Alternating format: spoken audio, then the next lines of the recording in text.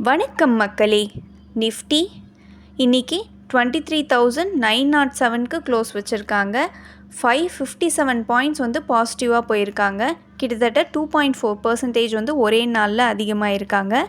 அடுத்த ரெசிஸ்டன்ஸ் என்னவாக இருக்கலாம்னா 24,350 24,800 ரேஞ்சஸில் ரெசிஸ்டன்ஸ் இருக்கலாம்.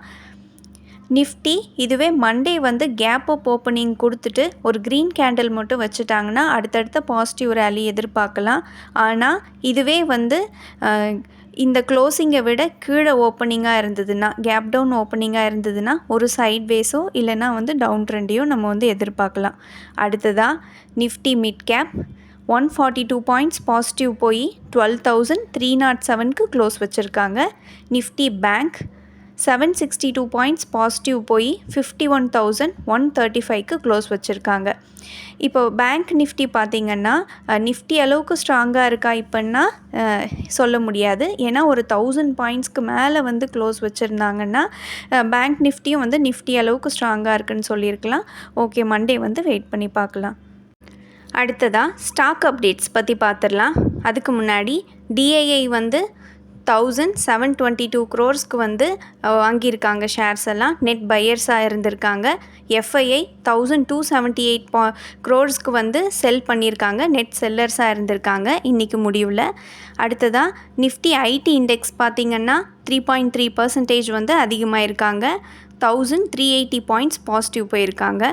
43,332க்கு க்ளோஸ் வச்சுருக்காங்க. அடுத்து விப்ரோ போனஸ் ஷேருக்கான ரெக்கார்ட் டேட் அனௌன்ஸ் பண்ணிட்டாங்க. டிசம்பர் 3 தான் ரெக்கார்ட் டேட். அது காரணமாக விப்ரோ 2.5% வந்து பாசிட்டிவ் போயிருக்காங்க இன்றைக்கி முடிவில். அடுத்ததாக ஷிப்பிங் கார்ப்பரேஷன் ஆஃப் இந்தியா ஒரே நாளில் 7% வந்து அதிகமாக இருக்காங்க. இதுக்கு என்ன காரணம்னா நம்ம government of India new shipping bill வந்து பாஸ் பண்ணியிருக்காங்க. இது எதுக்குன்னா coastal trading, security and growth of Indian ஷிப்பிங்கை வந்து பூஸ்ட் பண்ணுறதுக்காக. அதனால் வந்து இந்த ஸ்டாக் ஒரே நாளில் இவ்வளோ % வந்து ஏறி இருக்காங்க. அடுத்து ஈஸ்மை ட்ரிப் கரண்ட் மார்க்கெட் ப்ரைஸ் 32. இவங்க ஒரு நாளில் 8.5% வந்து அதிகமாக இருக்காங்க. இது ஏன்னா நிஃப்டி வந்து அதிகமானது ஒரு காரணம். ரெண்டாவது வந்து இவங்களோட போனஸ்க்கான ரெக்கார்ட் டேட் நவம்பர் 28 கிட்ட வந்து வந்துட்டுருக்கு. அதனால் வந்து ஒரு 2-3 டேஸ் வந்து இவங்களோட மார்க்கெட் ப்ரைஸ் வந்து மேலே ஏறுறதுக்கான வாய்ப்புகள் அதிகமாக இருக்குது. அடுத்ததாக நெட்வொர்க் 18 கரண்ட் மார்க்கெட் ப்ரைஸ் 79.5. இவங்க ஒரு நாளில் 5.65% வந்து குறைஞ்சிருக்காங்க. இது ஏன்னா TV18 ஷேர் ஹோல்டர்ஸ்க்கு வந்து நெட்வொர்க் 18 ஷேர்ஸ் வந்து இன்றைக்கி தான் அவங்க அக்கௌண்ட்டில் வந்து கிரெடிட் ஆகிருக்கு. அதனால் வந்து ஒரு செல்லிங் நடந்திருக்கலாம். அது காரணமாக இன்றைக்கி வந்து 5% கிட்ட வந்து இந்த ஷேர் குறைஞ்சிருக்கு. அடுத்ததாக சில டாப் புரோக்கரேஜஸ் சில ஸ்டாக்ஸ்க்கு டார்கெட்ஸ் கொடுத்துருக்காங்க. அது என்னென்னன்றதை பார்த்துடலாம். முதலாவதாக ஆர்இசி கரண்ட் மார்க்கெட் ப்ரைஸ் 506.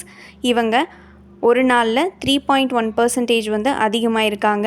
இது ஏன்னு பார்த்திங்கன்னா நிறைய அனலிஸ்ட்ஸ் வந்து ஆர்இசிக்கு பை ரேட்டிங் கொடுத்துருக்காங்க. அது மட்டும் இல்லாமல் பர்ன்ஸ்டைன் வந்து டார்கெட் வந்து 650 வரைக்கும் போகலான்னு சொல்லி ஆர்இசிக்கு கொடுத்துருக்காங்க. அடுத்ததாக Indian hotels current market price 799. இவங்க ஒரு நாளில் 1.5% வந்து ஏறி இருக்காங்க. இது ஏன்னா வந்து ஷேர்கான் வந்து இவங்களுக்கான டார்கெட்டை வந்து 910 வந்து கொடுத்துருக்காங்க. அடுத்ததாக ரிலையன்ஸ் கரண்ட் மார்க்கெட் ப்ரைஸ் 1,265. இவங்க ஒரு நாளில் 3.5% வந்து ஏறி இருக்காங்க.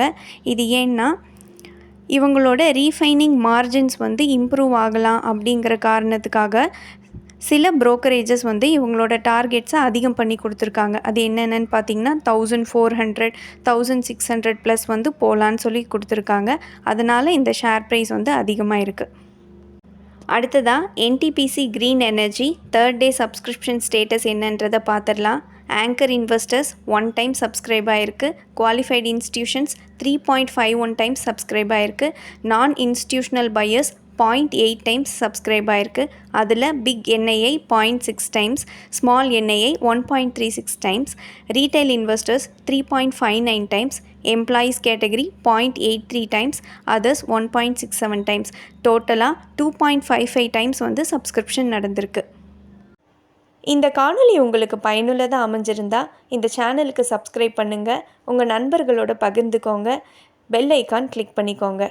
இந்த காணொலியில் காண்பிச்ச எல்லா பங்குகளும் உதாரணத்துக்காக மட்டும்தான், எஜுகேஷன் அண்ட் இன்ஃபர்மேஷன் பர்பஸ்க்காக தான் இன்வெஸ்ட்மெண்ட் பண்ணுங்க அப்படின்னு சொல்லி ஸ்டாக் ரெக்கமெண்டேஷன் கொடுக்குற வீடியோ கிடையாது.